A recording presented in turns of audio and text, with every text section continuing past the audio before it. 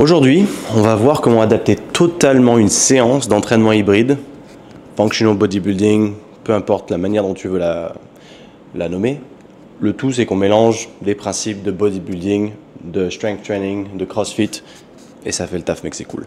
Donc là, ce qui se passe, c'est que je suis blessé, mais genre violent. Tu vois, je me suis blessé au foot américain, j'ai une côte fissurée. Donc c'est pas ouf, et j'ai pas envie de perdre tous mes gains. Du coup, je me suis dit qu'aujourd'hui, j'allais t'amener avec moi dans un format un peu plus brut, où on va pas avoir 10 millions de cuts, mais je vais t'emmener à travers ma séance d'entraînement, et on va voir comment est-ce qu'on peut la modifier, toi et moi. Je vais te montrer déjà en amont la séance qui a été planifiée pour moi aujourd'hui, et ce qu'on va en faire, les réflexions qu'il y aura derrière, comment est-ce qu'on peut la rendre tout de même efficace, pour pas se dire, je suis blessé, je reste sur mon canapé, je fais rien de plus, et that's it. Et après, je trouve des excuses et basta. Tu vois, j'ai un physique qui est ce qu'il est aujourd'hui.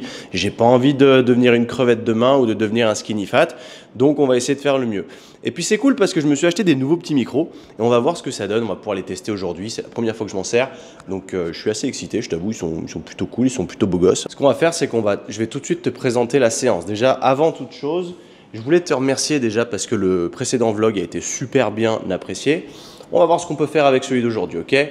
Ok, en avant. Alors, tu le sais peut-être pas, mais ça fait 1 an et demi que je travaille sur une application mobile et je suis plutôt excité parce qu'elle est bientôt prête. Donc, en tout ce qui concerne le bloc de warm-up, on ne devrait pas avoir trop de problèmes.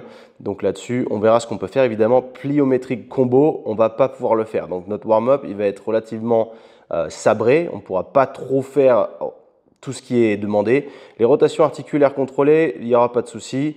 Dynamic warm-up, ça devrait aller, mais on va limiter évidemment l'aspect dynamique. Et le pliométrique, ça va être chaud. Entre nous, ça va être chaud. Premier bloc, on a un bloc de force. Donc, on a notre bloc on a des front squats. Qu'est-ce qu'on peut faire? Évidemment, on va manquer cruellement de stabilité parce que côte fêlée, donc on ne peut pas s'amuser à avoir notre tronc trop en tension.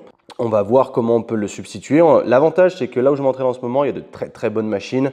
Pas des machines genre Matrix ou Technogym, mais il y a du Prime. Et ça, c'est très cool. On va pouvoir trouver quelque chose qui va nous remplacer. Donc là, il faut qu'on se dise, ok, déjà on a une pattern de squat, donc on est sur du mouvement bilatéral. Mais derrière, on a une charge qui est positionnée à l'avant. Donc on va voir ce qu'on peut trouver comme machine qui va nous permettre de substituer complètement cet exercice. Une fois qu'on aura fait ça, on va passer sur du dense. Donc là, on a des dips et des dumbbell incline curls. C'est une espèce de superset, mais c'est 1 minute un exo, l'autre minute l'autre exo. Voilà. Dips, on va voir ce que ça donne. C'est chaud. Vu que le tronc va être en tension, il y a moyen que ce soit compliqué. Mais du coup, il va falloir soit lever les charges, soit voir comment on peut substituer les dips. Je sais qu'il y a des bonnes machines à dips là-bas. Mais on verra la pression que ça va amener sur les côtes. On verra si on arrive à la gérer ou pas. Dumbbell incline curl, ça ne devrait pas poser trop de problèmes. Ensuite, on a du flow, on a des supersets, dumbbell Philly press. Alors ça, c'est un exercice unilatéral. Alors le problème de ça, c'est que ça peut en effet amener pas mal de tension. Donc l'avantage, c'est qu'on a Philly press, c'est tu as un kettlebell sur une épaule et une haltère de l'autre côté, à peu près la même charge. Donc on va se rééquilibrer grâce à ça. Donc dans le fond, on ne devrait pas trop mal s'en sortir. On superset avec des ring reverse flies. Alors ça, on ne pourra pas le faire. Donc on va supersetter avec une machine de reverse flies qui nous permettra de garder une bonne stabilité. Okay. Ensuite, on a simplement un set avec des myoreps de unilateral calf raises. Donc ça, c'est plus pour la santé articulaire des chevilles. Donc myoreps, ça veut dire qu'en gros, tu fais une série, tu attends 20 secondes à peu près et tu repars pour une série avec la même charge. Okay, tu rentres simplement plus de volume en moins de temps. Et ensuite, on avait un bloc de conditionnement physique, donc type WOD CrossFit. Donc le problème qu'on va avoir là-dessus, évidemment, c'est le côté dynamique. Ça va être compliqué de sauter dans tous les sens parce que voilà, c'est violent. Si tu écoutes un peu les podcasts, tu sais comment ça s'est passé. J'ai pris un énorme tacle, plaquage, si tu veux, au foot américain. J'étais ouvert, donc j'ai catché un ballon qui était haut, donc tout mon flanc était ouvert, c'était cadeau. Le linebacker m'est rentré dedans vraiment fort et j'ai senti qu'il y avait un truc qui se passait pas très bien. Néanmoins, sur le moment, peut-être l'adrénaline, tout s'est bien passé. 2-3 jeux plus tard, je marque un touchdown. Donc de là, tout baigne. Okay, donc nous, forcément, en attendant, il faut qu'on fasse super gaffe. Tout ça pour te dire qu'à la blessure, on s'en bat les couilles. T'es blessé, ok, c'est très bien. Le tout, c'est de trouver la substitution, de trouver le moyen de continuellement avoir un entraînement efficace et optimal qui te permette de continuer à progresser, peu importe ce qui t'arrive. Parce qu'en plus de ça, ok, j'ai une blessure aux côtes qui est violente et qui prend du temps. Mais à côté, tu vois mon bras, il est dégueulasse. Pourquoi? Parce que je fais enlever mes tatouages. Si c'est la première fois que tu arrives sur cette chaîne, bah, tu dois te dire « what the fuck ?» Mais j'ai documenté un petit peu mes étapes de détatouage. Donc le bras était full black, pas full black. Putain, je sais pas m'exprimer. Il y avait beaucoup d'encre, si tu veux. Et là, on arrive, il reste que 3 séances à peu près. Et là, c'est plein de sang c'est plein de croûte plutôt parce que j'ai eu une séance il y a 4 jours. Donc c'est normal, c'est un peu le processus. Mais c'est pareil, ça veut dire que je suis aussi limité par mon bras qui est un petit peu plus raide aujourd'hui. C'est de mieux en mieux chaque jour. Après la séance, tu peux pas t'entraîner pendant 2-3 jours généralement. Mais après, écoute, ça fait le taf, on s'emmerde pas trop. Encore une fois, on cherche pas des excuses. Le tout, c'est d'assumer nos choix. Ça, je peux pas m'en plaindre. C'est moi qui ai évidemment fait des tatouages pour après les faire enlever, donc très malin. En revanche, la blessure aux côtes, elle n'était pas vraiment de mon plein gré. Okay, c'était pas ma faute, mais ça arrive. La vie, sometimes life gets in the way. Tu vois, c'est quelque chose qu'on dit souvent. Il y a plein d'éléments externes qui vont te frapper tous les jours. Parfois, t'en es pas responsable. Le tout, c'est de prendre la responsabilité tout de même et d'aller de l'avant face à l'adversité. Si la vie était simple, il y en a qui l'ont simple, il y en a qui l'ont un peu plus dur que d'autres cependant. Donc nous, on va essayer de se mettre bien, peu importe sur quelle blessure on a, le tout c'est de continuellement rester en mouvement. La pire des choses qui puissent arriver quand tu es blessé, bah, c'est de rester dans ton canapé et de te morfondre en te disant je peux rien faire, j'ai le pied pété par exemple, fais chier. Ouais, je comprends, tu vois, t'as le pied cassé, ok, ça demande plus de temps. Bien qu'une côte fissurée, c'est pas cassé, donc j'ai de la chance déjà. Si j'avais la côte pétée, je pense que je tiendrais peut-être pas le même discours. Mais le tout, c'est de se dire quand j'ai une blessure, comment est-ce que je peux travailler autour de cette blessure sans pour autant aller me buter et me faire mal quand même, parce que le mal par le mal, ça ne fonctionne pas. Ok, donc là, ce qu'on va faire ensemble, on va aller tester les alternatives d'exercices basées sur la séance que tu as vue sur mon application. Et on va quand même se débrouiller pour avoir une heure intensive de bon entraînement efficace. Ok, allez, on se retrouve là-bas. On va se démarrer ça tranquille. Il fait pas dégueulasse aujourd'hui, mais il fait pas beau non plus. Mais ça tombe bien parce que j'ai pas pris mon filtre solaire. Donc écoute, on va commencer avec nos rotations contrôlées. Je t'avoue que mes côtes me font quand même très mal. Donc c'est pas incroyable. Donc il va falloir être très très bon sur la gestion de l'entraînement aujourd'hui. Tu vois, ce qui est top, c'est qu'on est au mois de début février, que je m'entraîne dehors et que il fait pas froid.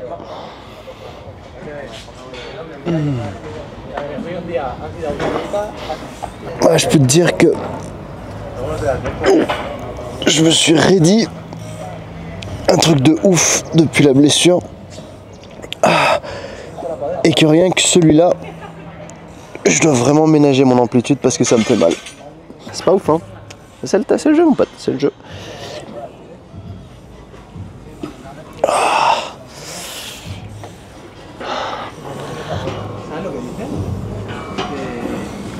Ok, ce côté-là ça va, tu vois, c'est cool. Ça va être le côté droit qui va être un peu plus compliqué.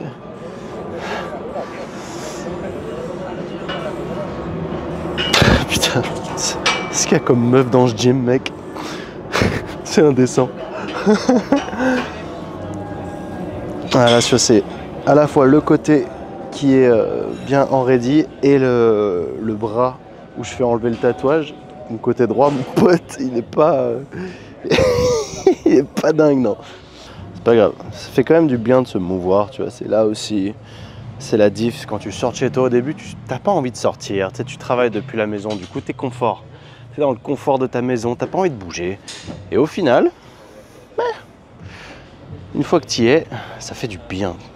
Ça fait du bien. Et même si j'ai pas une séance incroyable, je serais quand même content de ma séance. Je me dirais, tu vois, c'était quand même pas dégueulasse.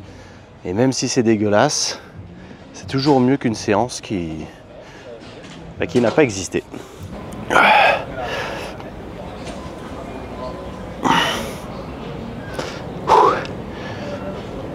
Oh, tu vois, rien que de m'asseoir, ça fait mal déjà. C'est ouf. Mais bon, il y a aussi l'aspect que je suis allé chez le physio hier. Et c'est aussi ça qui me fait mal. C'est le traitement que j'ai eu ce qui m'a mis des aiguilles avec un courant électrique dans les muscles en dessous des côtes. Et pour le coup, ça laisse comment, tu sais, t'es courbaturé après, c'est pas, ça fait mal. Putain, cette vie d'athlète, je te jure, en vrai c'est débile. Parce que tu vois, au moins quand tu t'entraînes au gym, si tu fais ça bien, tu te blesses pas. Tu te blesses pas, mec. Tu te blesses qu'au sport à côté. Tu fais des sports à contact, du handball, du rugby, du foot américain, et tu te fumes. Et ça fait yesh. Parce que du coup, ça impacte grave ta progression au gym. C'est des sacrifices à faire, ça apporte autre chose. C'est des sports d'équipe.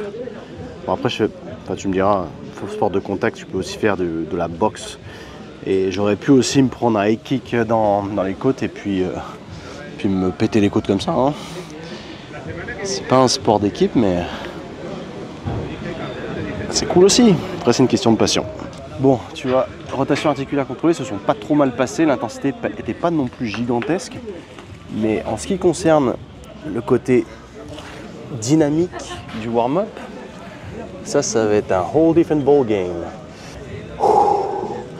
Et déjà, ce que je vois, moi, c'est que là, avec ma blessure, le fait, tu vois, de me mettre comme ça, là, déjà, c'est pas agréable.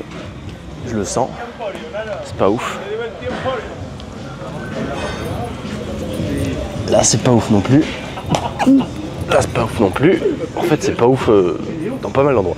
Après, je ménage aussi mes douleurs dans le sens où c'est pas insupportable. Tu vois, c'est pas débile. Parce que, évidemment, le point, il n'est pas de se dire je m'entraîne avec une blessure, donc je vais rendre ma blessure pire qu'elle ne l'était. Évidemment que non, comme tu peux t'en douter. On va essayer de faire mieux que ça.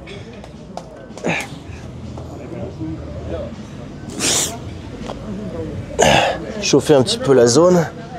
Et tu vois déjà le gainage en position de push-up, je sens qu'il y a une faiblesse forcément. Donc même, par exemple, si j'avais du bench press aujourd'hui, rien que des push-ups, je le sens. Bench press m'aurait fait mal, donc il aurait fallu que j'utilise une machine, une chest press machine. Et ici, il y en a des très très bien d'ailleurs. Et là, ça aurait pas été un problème. C'est l'avantage. J'ai un peu changé mon discours avec les années. C'est qu'avant, j'étais vraiment anti-machine. Alors que ensuite, j'ai découvert des machines bien. Parce que ça existe, les bonnes machines avec des bonnes amplitudes, machines convergentes, des bonnes marques comme Prime, Nautilus, Atlantis.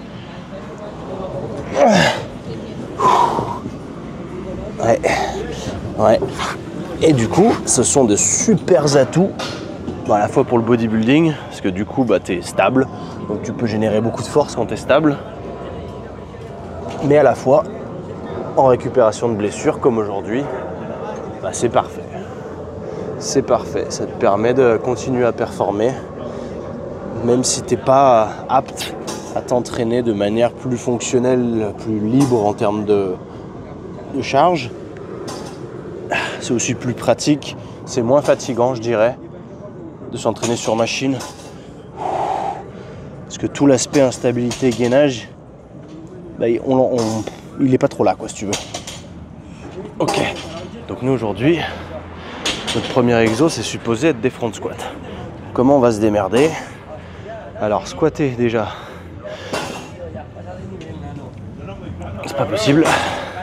Parce que je sais que si je vais rajouter de la charge, ça va me faire mal. Donc ça veut dire que même si on s'amuse à aller sur du goblet squat, ça va faire mal. Donc ça veut dire qu'il faut qu'on enlève tous les éléments d'instabilité et qu'on aille chercher une machine. On va trouver ça. On va se trouver une machine, une presse, en essayant d'en avoir une bien. Front squat va targeter un peu plus l'avant de la chaîne antérieure, pardon. Donc on va essayer de trouver un truc qui soit plus sur la chaîne antérieure. Potentiellement on va faire ça. Il y a aussi un autre facteur à prendre en compte, c'est qu'on va baisser l'intensité. Donc ça veut dire qu'on va pas aller chercher des charges aussi lourdes, parce que forcément plus tu vas lourd, plus tu as besoin d'un gainage fort. Et là c'est pas trop le cas, donc le tout c'est de s'entretenir et de maintenir un peu ce qu'on a en utilisant une machine stable sur plus de répétitions, un tempo plus lent aussi. Et je vais toujours essayer d'aller relativement explosif sur le concentrique, mais sur l'excentrique on va aller vraiment doucement. Ok mon copain, j'ai trouvé une presse convergente de la marque Panatta. C'est pas dégueulasse, c'est pas mes préférés, mais c'est pas dégueulasse. Donc on va voir ce que ça peut donner. Ok, on va pas trop la charger parce que je sais qu'il y a un moment où quand je suis en fin d'amplitude, en fait comme si j'étais en bas du squat, c'est là où ça met le plus de pression sur la cage thoracique et c'est là où du coup je reçois le plus de douleur. C'est que c'est ouf, c'est même pas agréable de porter des poids. C'est là où tu te dis ah ouais, le gainage en fait, tu t'en sers tout le temps. Tout le temps, et quand tu as une faiblesse, quand tu as une blessure comme ça, c'est pas ouf. Le problème des presses, tu vois, c'est que si tu changes de presse tout le temps, tu n'auras jamais les mêmes repères parce que les charges sont jamais les mêmes.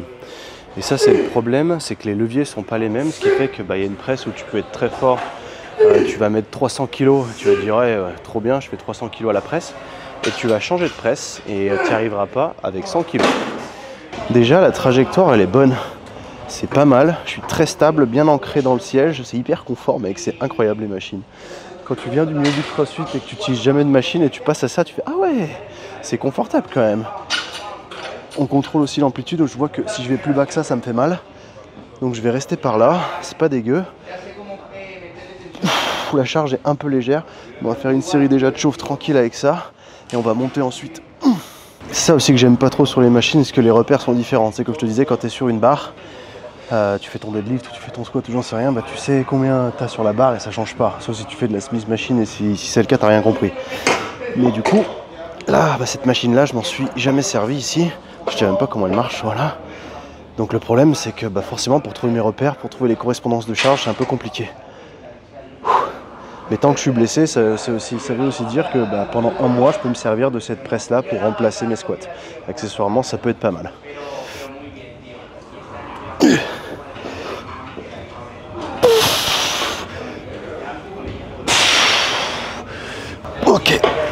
Ok. Là, je vois que je prends pas de, j'ai un tempo explosif sur la poussée, 0 en fin de course. Je fais pas de lockout, je pourrais, ça changerait pas grand chose, mais je ne retiens pas la charge au fond pendant une seconde ou quoi. Je redescends tout de suite avec un tempo lent en descente. Et du coup, ça me permet de rester sous tension parce que la charge là, elle est pas assez lourde. J'ai pu faire 15 reps sans trop de mal, mais je vois que j'arrive à ménager ma blessure sans trop de problème. On va rajouter un petit peu et on va continuer comme ça. C'est du progressif de toute manière. En gros, c'est quand tu viens de te blesser et que tu rattaques l'entraînement, c'est là où tu vas avoir besoin de faire ton adaptation. Une fois qu'elle est faite, plus de soucis, tu peux utiliser les mêmes pièces d'équipement, les mêmes machines, et puis faire ton progressive overload à partir de là. Mais quand c'est la première fois que tu les utilises, il y a un temps d'adaptation qui fait que tu passes quand même pas mal de temps. C'est pas un cycle de force où tu vas vraiment chercher lourd, tant mieux parce que j'aurais pas pu assumer de toute façon là. On cherche entre 10 et 12 reps. On va chercher là-dessus, il n'y a pas besoin d'aller chercher un échec complet. Donc on va chercher genre 2-3 reps en réserve. Encore une fois tranquille, pas se mettre trop dans le rouge, c'est de l'adaptation. Faire nos séries tranquilles, en vrai c'est cool parce que c'est vraiment stable pour le coup. Et ça target super bien les quadriceps, comme le front squat. J'aime pas ces putains de machines parce que du coup pour trouver l'écart des pieds là, il suffit que la machine ne soit pas vraiment droite, c'est un peu relou. Allez, feu.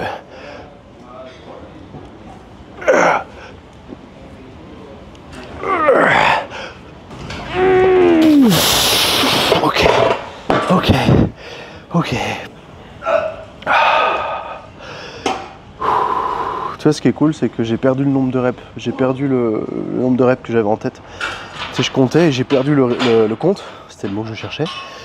Et c'est tant mieux. Parce que parfois, tu te dis, il faut absolument que je fasse 10 reps, ok. Et parfois, tu sous-estimes grave. Du coup, tu arrives à 10, tu fais, c'est bon, je les ai fait. Puis t'arrêtes. Alors que là, au moins, si tu perds un peu le compte, c'est bien de le savoir, évidemment. Mais quand tu le perds de cette manière, tu te dis, ok, je vais aller jusqu'à ce que j'en puisse plus. Si c'est vraiment trop... si ça fait mal, entre guillemets, on sait que c'est pas ce qu'il nous faut.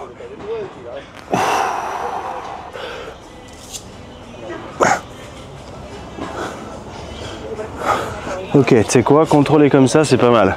Mais ce qu'on va faire, c'est qu'on va juste entraîner l'endurance musculaire. Là-dessus, on va pas aller lourd. On va simplement créer du stress métabolique à travers plus de reps. Parce que vu que je suis blessé, je vais utiliser un tempo. Et dans le sens où des dips, si je devais faire un max de dips sur du bodyweight, j'en ferais beaucoup. Je sais pas combien, mais j'en ferais beaucoup. Et on n'aurait pas...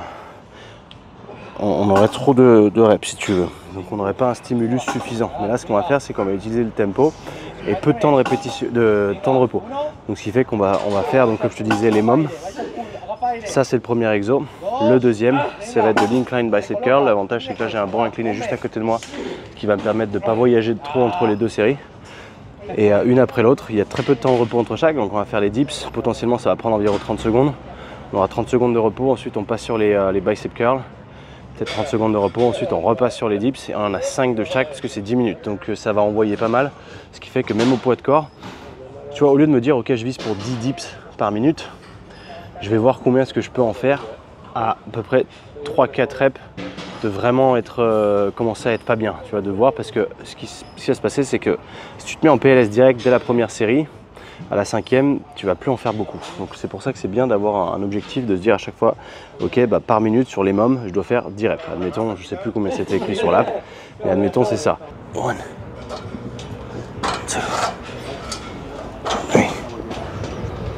3, 4. Sur les curls j'ai pris 10 kg, c'est relativement conservateur. On la joue au tempo.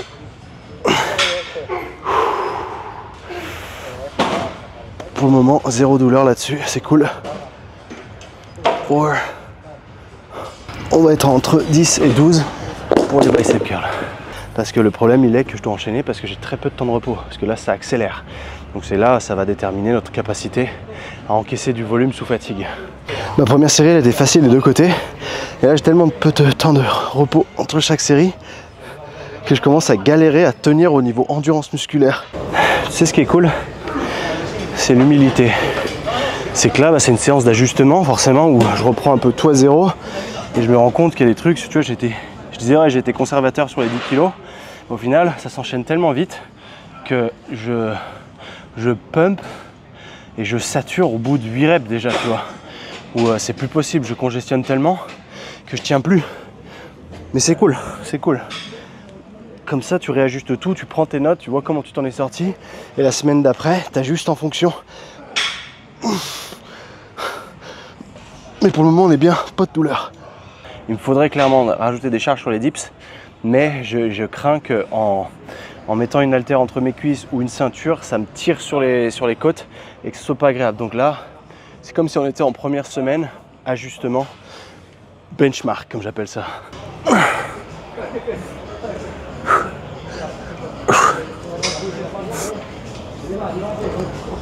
Ah, là par contre pas ouf. 12 reps. Contrôlé, c'est ça qui est bien, c'est la qualité de la répétition, ce mind-muscle connection. Mais là je sens que ça tire un petit peu sur la côte, du coup tranquille, mais c'était le dernier en tout cas là-dessus. Ok, comme ça je sais comment me positionner pour la semaine prochaine. Ok, donc là si on suit le programme, on a les Philly press, kettlebell là, dumbbell et on presse. Superset avec des reverse flies. Donc là je me suis mis sur la machine à reverse flies, comme ça moi j'ai pas besoin de bouger. Sauf que au niveau logistique c'est pas idéal, parce que là-dessus, certes j'ai un bon dossier, mais quand je vais presser, il y a des chances que je tape ma dumbbell là-haut. Et si ça se passe comme ça, bah, ça va me déconcentrer, ça va foirer mes séries. Donc là, au lieu de les supersetter, superset c'est très bien, ça fait gagner du temps, etc. Mais on va en faire des straight sets, des sets normaux, où on va faire 3 séries de Philly press, et on va faire nos 3 séries de reverse flies ensuite. C'est pas grave. Ok, malgré tout, en te racontant tout ça, j'ai eu un doute, c'est que le Philly press demande quand même beaucoup de gainage. Et même si on a un contrepoids de l'autre côté, ça demande beaucoup de gainage. Donc je vais tester vite fait, mais si c'est pas le cas et qu'on peut pas faire ça, c'est pas très grave. On ira la jouer sur une presse verticale en machine, unilatérale, et pour le coup on sera complètement stabilisé. Je pense que c'est plus safe entre nous. J'aime bien pousser un peu les barrières des fois, mais faut pas être stupide non plus. Et le problème c'est que si je suis trop stupide, ma blessure elle va durer 2 mois au lieu de durer 1 mois. J'ai bien entendu, les charges sont ajustées, sont plus légères que d'habitude là-dessus. Ouais, on laisse tomber. Ouais. Bah tu vois, on a été débiles, mais au moins, on n'est pas débiles à tous les niveaux, parce qu'on s'est aperçu de notre erreur. Du coup, on va aller se mettre sur la machine, j'espère qu'elle est dispo, j'en ai vu une là-bas. Ok, on a trouvé la machine. Je suis pas méga fan entre nous, mais ça fait le taf, c'est stable, ok. Le tout néanmoins, c'est que quand on va rentrer sur de l'unilatéral, même si tu es sur machine, tu as quand même un élément d'instabilité qui va rentrer en jeu. Donc ce qu'on va faire, encore une fois, on va screener. On va voir si ça fait mal que de vraiment isoler un côté. Si c'est vraiment pas agréable, on va faire du bilatéral quand même. Même si c'est important d'incorporer l'unilatéral, bah parfois c'est contre-productif, en l'occurrence là avec la blessure. Donc là, si je pousse à gauche... Oh putain. Ok, alors je le sens pas trop, c'est pas incroyable. L'autre côté par contre, c'est pas dingue. Ok, si on se met sur les deux. Ouais, écoute, ce qu'on va faire ça. Ce sera plus safe. On va se la jouer bilatéral. C'est pas de se dire ah je peux pas le faire donc je le fais pas. C'est ok, je m'ajuste, qu'est-ce que je peux faire en respectant la même pattern de mouvement.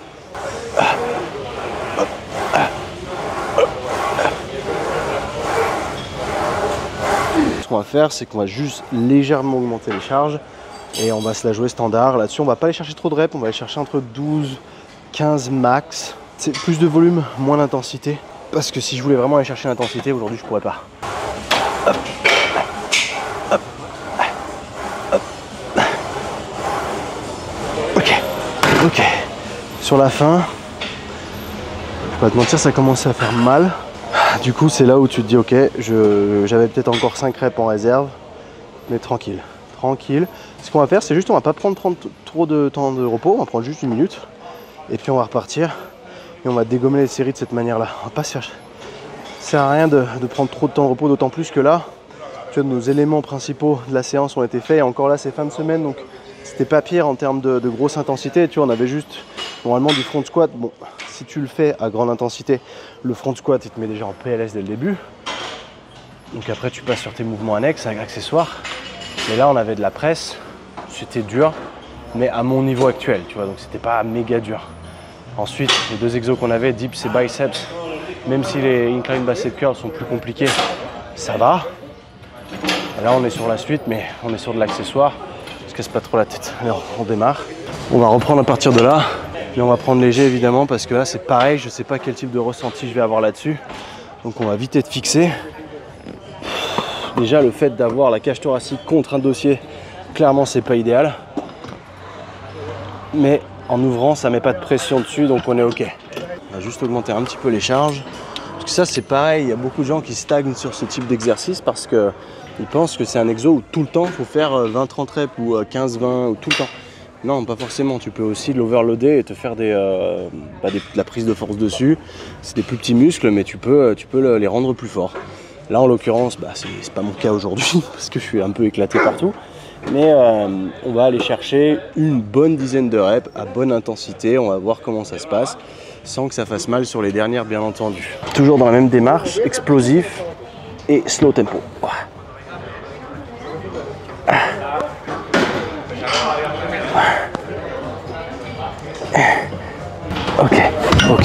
Ok, je sens que dès que je crispe trop sur la fin, c'est là où ça devient pas très agréable. Ah, c'est quand même chiant mec, hein. C'est pas agréable. C'est pas un grand kiff mais bon, c'est le jeu. C'est le jeu, tu joues, tu te blesses, t'assumes. Et évidemment je sais que le repos fait partie intégrante de la blessure. N'empêche que si tu fais que du repos, ça va pas t'amener grand chose. Tu vas perdre toute ta mobilité, toute ton amplitude, toute ta force. Donc autant essayer de la maintenir en la jouant un peu smart.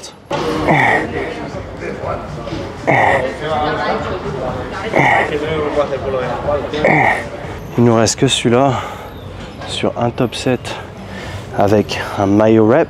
C'est même pas un top set, c'est un set avec des myo reps. Ce qui fait que là, je me mets ici, je vais être stable grâce au ring de boxe. Je vais m'appuyer contre. Je vais faire mes calf raises ici, donc les mollets.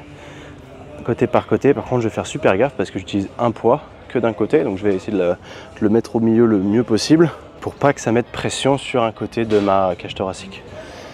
Et une fois qu'on a fini, que je suis allé à l'échec et que je peux pas en faire une de plus, je vais poser le poids, j'attends une vingtaine de secondes et je vais relancer le même côté pour une autre série à l'échec. En fait c'est comme si je faisais 2 séries mais condensées en une si tu veux. Allez c'est parti. Donc là, pas de douleur, on est bon. 4, 5, 6, 7, 8, 9. Oh putain, là c'est chaud. Ah. C'est pour ça, c'est pareil aussi, les extensions mollets, c'est pas fait pour en faire 10 millions. Tu peux y aller en lourd dessus, c'est même recommandé. C'est pour ça que si tu les travailles que d'une manière, après, je t'avoue que moi je cherche pas spécialement à faire grossir mes mollets. C'est plutôt de la santé articulaire. Allez, on repart, c'est parti. Oh putain.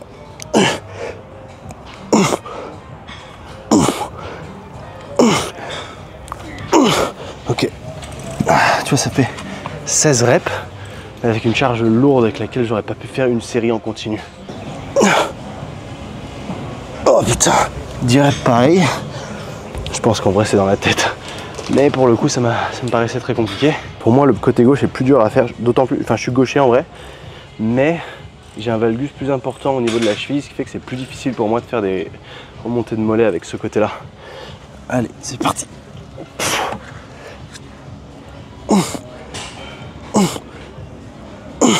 C'est que là on a fait l'autre séance au global sans le conditionnement physique, c'est pas mal. En revanche, de par ce que cette séance m'a fait vivre, je sais que des choses comme le rameur vont me faire mal. Donc j'en ferai pas, parce qu'il y a le rameur, le problème c'est que tu viens courber et je viens appuyer sur mes côtes quand je serai en fin de course et ça va pas être dingue. Donc là, je sais par expérience aussi que j'ai fait du vélo hier et que le vélo ça va. Du coup on va se mettre sur un vélo. Ok mon ami, essayons. Là normalement si on regarde le programme, on avait un fort time sur 6 minutes. Bon là clairement ça va être un peu compromised. Ok.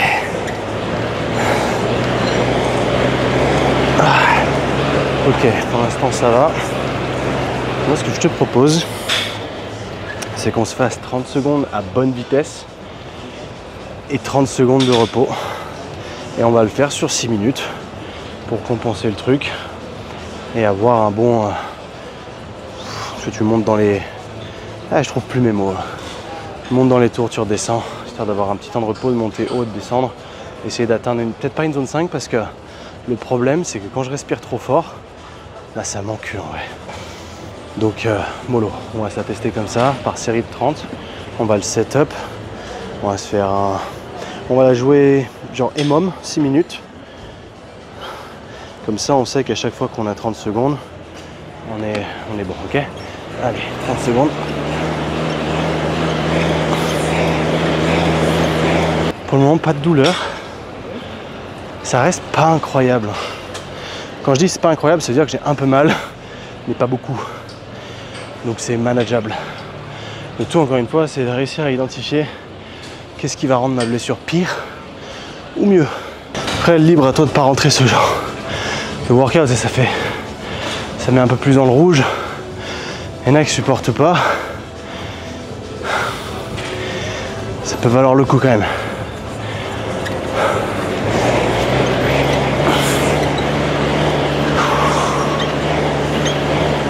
Je me ménage, je me mets pas dans le rouge. On va dire orange. Parce que mine de rien, 30 secondes c'est long.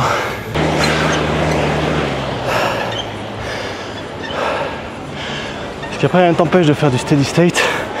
Mais le problème de ces trucs là, c'est est-ce que t'aimes bien marcher pendant 1 heure sur un tapis? Telle est la question. Chacun ses préférences, moi je préfère torcher le truc en 6 minutes plutôt que de me dire je vais passer une demi-heure. Après attention, l'entraînement d'endurance fondamentale en zone 2, il est important. Tout faut en faire, des fois je fais une demi-heure de vélo tranquille.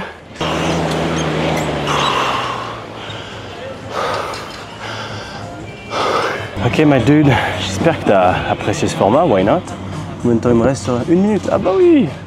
On était pas trop mal. J'ai essayé de te shorter la séance au maximum tout en te laissant le fil de... C'est comme si tu étais avec moi en fait, c'est un peu le but.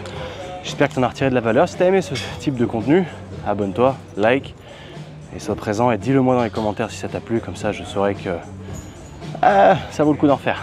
Mec, reste connecté, écoute le podcast, c'est intéressant, il y a beaucoup de valeur ajoutée et c'est des formats raw, brut et c'est là où je balance un maximum de trucs. Mais si tu aimes aussi la pratique, bah, sois là pour les vlogs. Je sortirai peut-être un par mois, quelque chose comme ça, mais si ça peut apporter de la valeur, on est tout bon. Merci les copains, à la plus.